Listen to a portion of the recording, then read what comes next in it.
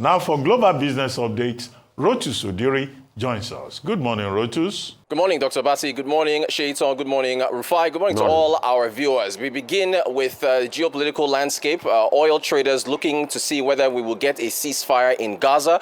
We understand that President Biden had a phone call with Prime Minister Netanyahu of Israel, pushing him to try and get a ceasefire before January the 20th, and also, that's before Trump gets inaugurated, and also to try and get hostages quickly released. So Netanyahu on his side, he says he wants certain things in place. We'll see how things go, but oil traders are looking at it. From geopolitical crisis to oil prices and OPEC plus devices. If you take a look at oil for today, you can see Brent crude at 72.88. So not much of a change this particular week. Remember, oil was up about 5% last week. West Texas actually falling further below $70. It was up at $70 earlier in the week, 68.77. Natural gas at $3.22. Let's go to the Asian markets, right? Mixed bag as it's been much of the week. Shanghai Composite Index down 2.25%. We understand that the Biden administration is readying further curbs on semiconductor exports to China. We could get that as soon as next week. So we had the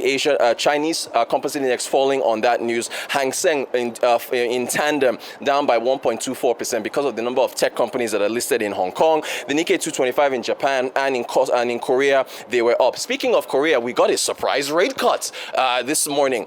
We pretty much thought that Korea was going to hold rates in place. They cut rates to 3.25 back in October. And here we are with the first back-to-back rate cut since 2009. Why is that? Well, they're worried that we're going to get export numbers from them, I think, later on, if they're not already out already, but they weren't at the time I came on air. They're worried about weaker exports, worried about tariffs. So the Korean government is doing what it can to try to spur the economy, which, by the way, if you look at the Q3 GDP, year on year, shout out to engineer doing in the studio, year on year 1.5%. The estimates were 2.5 annualized for GDP for Korea. CPI at 1.3%. That's your consumer price index there. Inflation at a 3-year low, and they've actually reduced their 2020. They've downgraded their 2025 GDP outlook. Right, it was 1.9%, 2.1% before 1.9. Now Singapore is a different story. This is one of my favorite story of the week, maybe second only to the Mexican story, which we're going to get to in a moment. Singapore, Barclays Bank has announced that it is going back into the wealth management sector in Singapore. They closed down their business back in 2016. They say they are reopening in 2026. Now, why is that? Well, this is an example of private sector essentially validating economic growth in a country. If we go to the economic GDP figures for Singapore, Q3 GDP at 5.4%. Second quarter was 3%. The government of Singapore, as opposed to the government of Korea, has upgraded GDP growth for Singapore. So they are now at a forecast of 3.5% as opposed to a prior forecast of between 2 to 3%. That's GDP growth. Let's go to inflation in Singapore. I've already shared these figures with you earlier in the week when they came out. Headline for October, 1.4% year on year. The forecast was 1.8, so it came in under. And September was 2%, so it's actually slow. So what do you have in Singapore? You have an expanding economy, you've got falling inflation, you've got more money in the pockets of the citizens, and now you've got the private sector like Barclays Bank saying, hey, look, these folks, people there are pretty wealthy, let's go back, let's reopen our wealth management business, where you basically do asset management for really, really rich people. Now, my favorite story of today, you remember we covered President Trump saying he's going to levy tariffs of 25% on Mexico, 10% on Canada, another 60% on China, and so on and so forth. Well, Claudia Sheinbaum, we covered her election when she won and became female president there over in Mexico. She has responded. I want to take this one after the other. So she wrote an open letter to President Trump. By the way, they spoke on the phone after her letter, but take a look at these excerpts here. Let's begin. Dear President-elect Trump, I am writing regarding your statement on migration, fentanyl, trafficking, and tariffs. Data from your country's Customs and Border Protection shows encounters at the Mexico-US border are down 75% between December 2023 and November 2024. Moreover, half of those who arrive do so through a legally scheduled appointment. Her next quote, 70% of illegal weapons seized from criminals in Mexico Mexico come from your country of the United States. We do not produce these weapons, nor do we consume synthetic drugs. Tragically, it is in our country, Mexico, that lives are lost to the violence resulting from meeting the drug demand in your country. So there's a demand there. These things don't just flow there because of magic. A third quote, President Trump, migration and drug consumption in the United States cannot be addressed through threats or tariffs. What is needed is cooperation and mutual understanding to tackle these significant challenges. And this is, watch this part now, read this. For every tariff, there will be a response in kind until we put at risk our shared enterprises. So Mexico is saying that we're not going to play that. Her fourth quote, Mexico's, and this is I think my favorite one, Mexico's main exporters to the United States are General Motors, Stellantis, and Ford Motor Company, which arrived in Mexico 80 years ago. Why would you impose a tariff that would jeopardize American companies? Such a measure would be unacceptable and would lead to inflation and job losses in both the United States and Mexico. Finally, she said, North America, that's North America, the US, Mexico, Canada.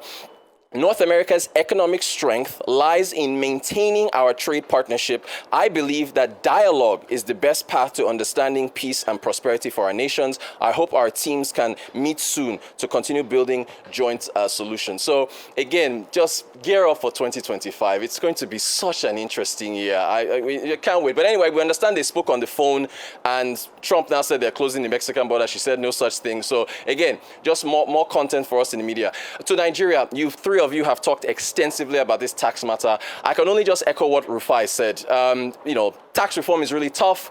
Taiwo Oyedele, in my personal opinion, if not the best appointments in this administration, on top two, he has a Herculean task ahead of him dealing with tax reform. He's dealing with the federal government, he's dealing with state government, he's dealing with local government and businesses as well. And look, this tax reform, Rufai was talking about consumption. I also want to talk about competition. I believe that a number of the states are going to be forced to try to attract more businesses into their regions so that they can get more tax revenue. Finally, it's Thanksgiving in the United States. The markets are closed, so there's very light trading. But just a feel-good video here. NASA astronauts sent a Thanksgiving message to planet Earth, and you can see the Thanksgiving turkey actually packaged food floating in zero gravity. Here it is. The International Space Station. Our crew up here just wanted to say happy Thanksgiving to all our friends and family who are down on Earth and everyone who is supporting us. So we've got a container here of all the things that we're going to enjoy on Thanksgiving. It is a feast.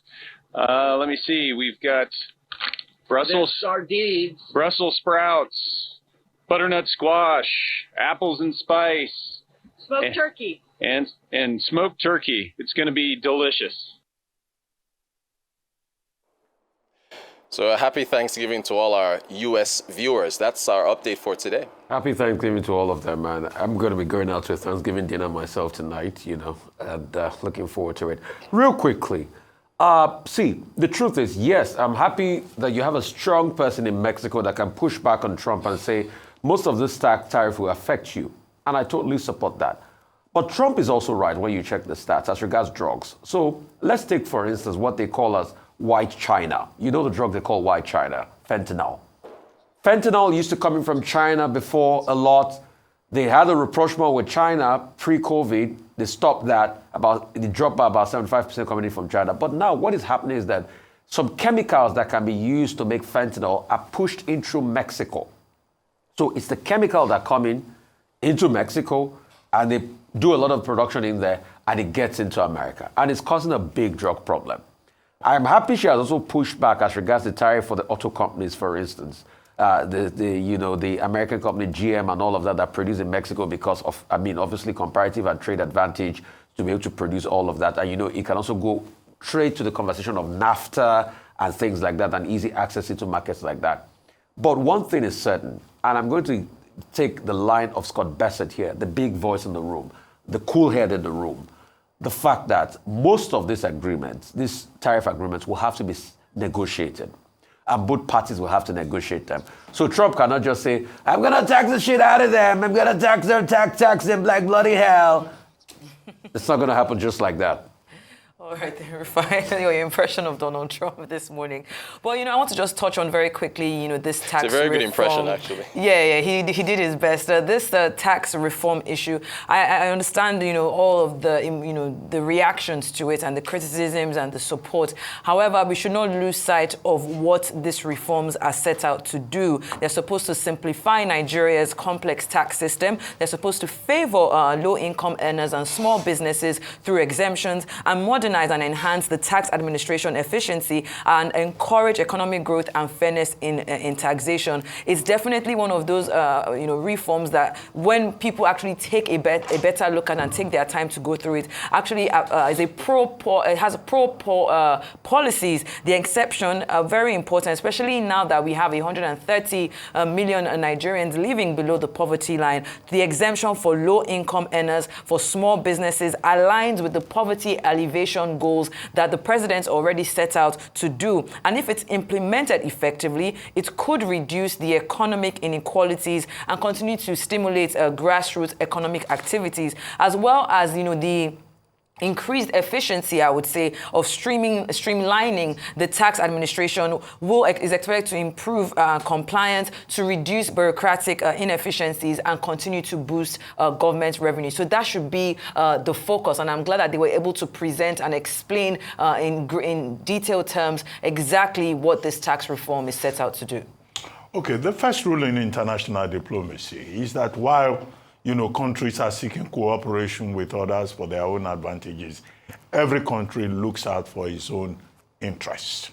That's what international law is all about. You look out for your own interests when you are, confronting other countries. So Trump comes along and he says, I'm going to impose 25% tariffs flat on all imports into the United States.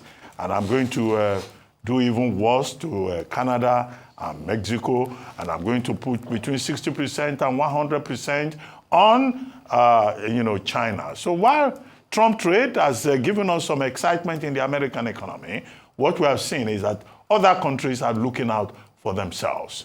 Now let's deal with North America. North America, in this case, Canada, Mexico, and the United States. Now Canada is kicking. It's not as Mexico is quiet, and you've quoted Mexico. Now, what you are likely to have with these trade barriers, trade tariffs, protectionism that Trump is talking about, is that you are going to have a trade war. You are going to have a tariff war.